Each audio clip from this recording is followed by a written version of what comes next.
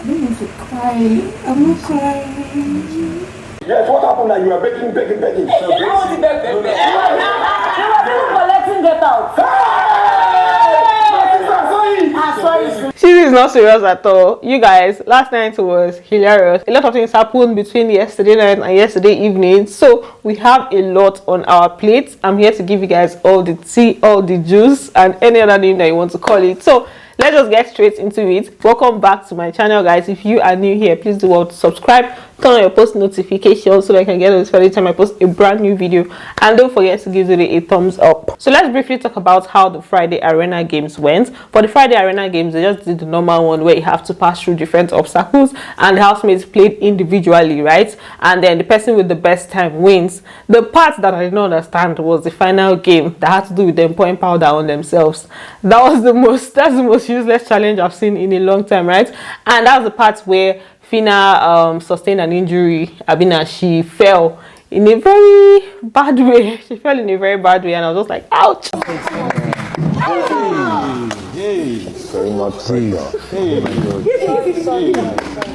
Then at the end of the day, Rachel won. I was so proud of her. Her time was so good, right? She finished with 42 seconds, and then BBNAIJA just announced her as the winner. After that, BBNAIJA announced the loss of their wager task presentation. He said that they did not do well enough for their final wager. That if it was another week, they would have won, but this time around, that he's not going to give it to them. I just knew that Chichi was going to change mood. If this were any other week, what you delivered would have earned you a wager win. However, this is the breaking point. You have lost your wager. Chichi was instantly heartbroken. For me, I felt like the wager presentation was good, in my opinion, but you know, biggest house, biggest rules, he knows why he didn't give it to them. Then he also said that they are going to still get food supplies, that he's going to take care of them next week, regardless of the fact that they did not win their wager. So that one is sorted out. When they left, and he told them that they should go and dress up for a surprise upstairs.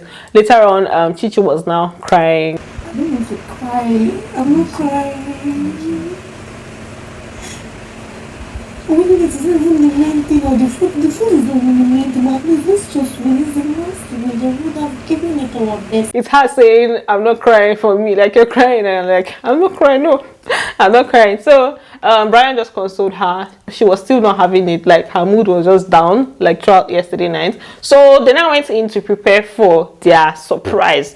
Me, I was thinking that the surprise was one big surprise. These people, you know, did makeup. Rachel's makeup was on point. She beat her face with her dress.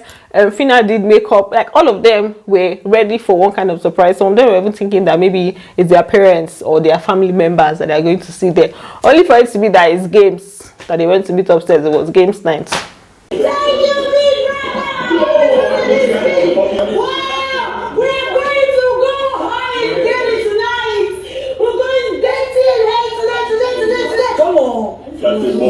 Fina shouting can give somebody headaches sometimes, you guys. So for the artwork, this is the first time that some of the housemates are entering the level 3 house. So when they saw the artwork, they really loved it, particularly Hermes. Then for the food, they got food from Luciana's Grill, Lucy from Lockdown Season, and housemates thoroughly enjoyed it. Brian in particular said he's going to start eating. In fact, for a long time he has not been eating fish, but this one made him to eat fish, so he says he's going to patronize them. Lucy, well done. Then, as usual, or as expected, they fought because of the fish. It was not really that deep, but it was a brief talk of, my share was small, why did we do it like this? We should have shared it, because they had to eat from one portion, from one plate. So it was like, you guys, do you always have to fight because of food? It's okay, please. No.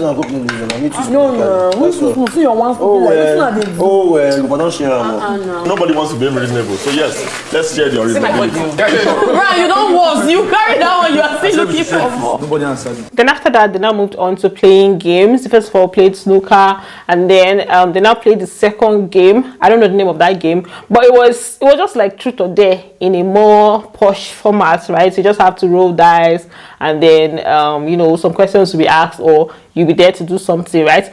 For the first day, they did they dared Chizzy to pick somebody and make out with the person, and he picked Rachel. He said he wanted to touch boobs. How to press her? Oh yeah, press. Yeah, open it. You know all these things, so we need more girls here. How to feel it? Papa married.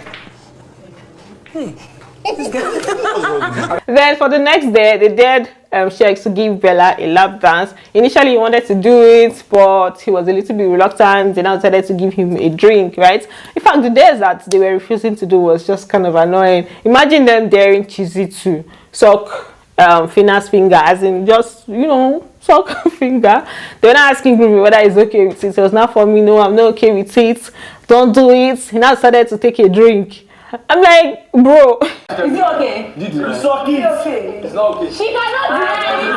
No, why are you people doing that? No, you are making it boring. No, you can't. You are boring. No.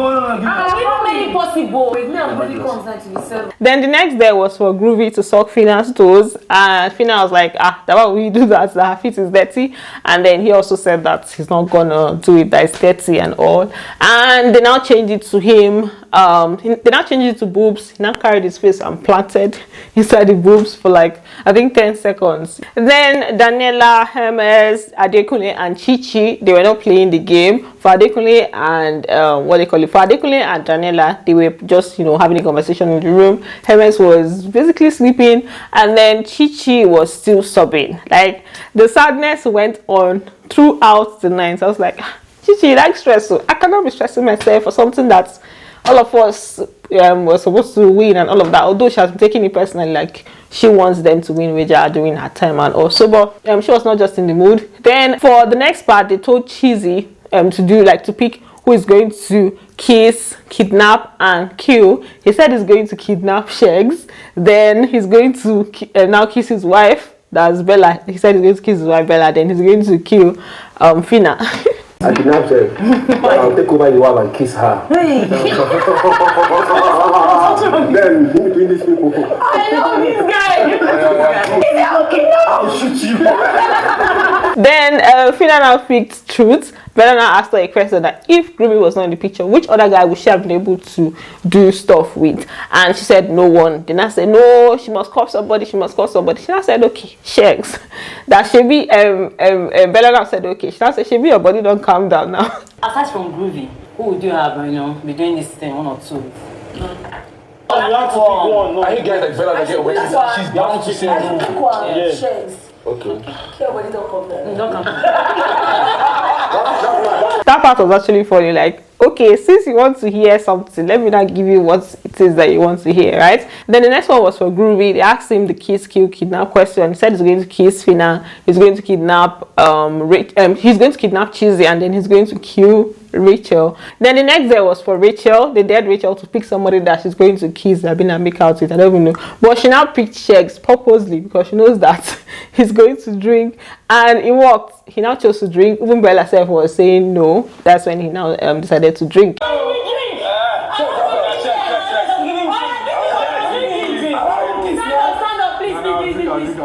Give me, let me drink. And then Sheggz now chose Truth. Chizzy now decided that he's going to scatter everywhere. He said that he saw them fighting, that Sheggz and Bella, and that he also heard where Sheggz was begging, that what was the reason for that?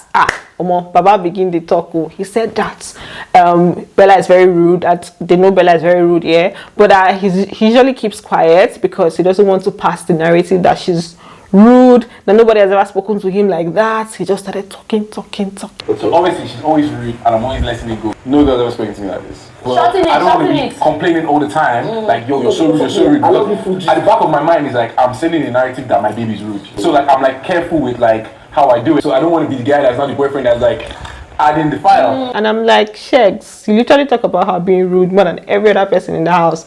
Maybe every 3 hours, right? Even when they're casually talking, he talks about, you're rude.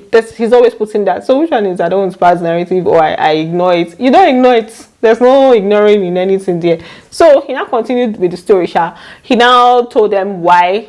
What exactly was the trigger. He now told them that he compared her with his ex, and they were like, mess up. He now also said that he does it, a lot. So today, I just felt like, let me just drop one. What did you drop? I basically made a comparison with her and my ex. That's it, period. But it was a fuckery. So, but you know how babes are here? A babe can do 100. She should be saying, oh, my ex is older than you, do all this rubbish. Anyway, so me, when I drop my own. Whoa. Guys, Shegg's ability to turn tables needs to be studied. He is literally the one that does the ex comparison unprovoked. Earlier on, he tried to pin it on her, like when when they were having a conversation, he was telling her she used to bring her ex, and she was like, no, that you're the one that does it. And then he agreed. I wonder why she did not even bring it up this during when he was talking about it this night. I guess maybe she didn't just want them to argue, or she didn't want anything to come up from that. And then for what he's even talking about that even causes their fight, let me even briefly talk about what happened that caused their fight.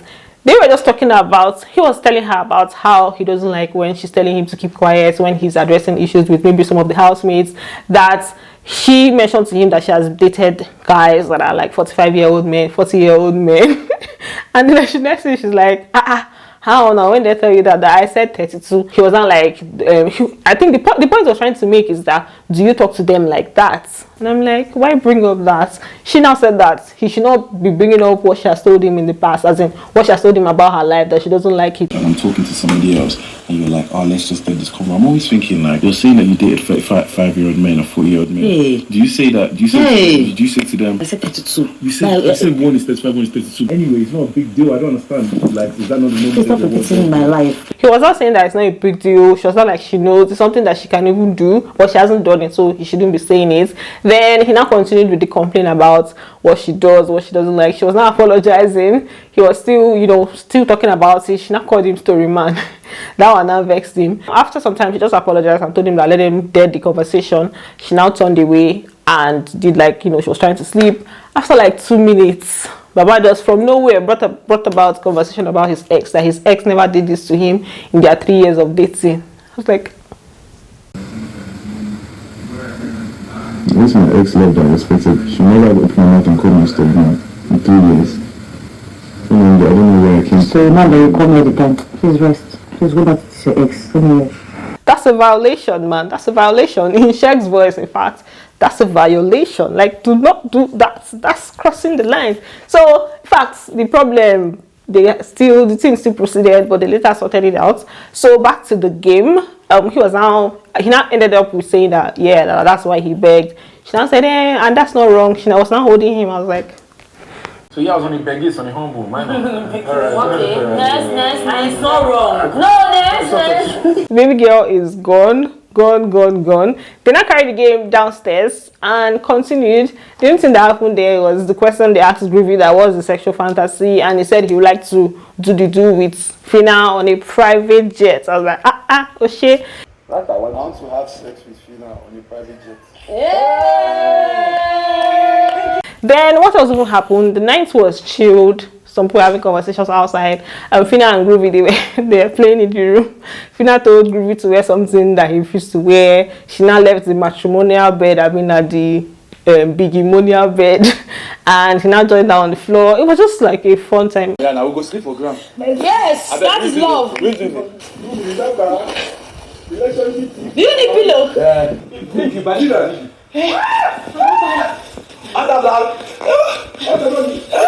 In the process of all this, she now beats him. As I'm talking to you now, Fina has been sued to Twitter court by Groovers. So yeah, I think that's basically it. Those are the main things that happened last night. So I'm going to end this video here. Thanks for watching, and don't forget to give it a thumbs up, and I'm going to see you on the next one. Bye. Love you.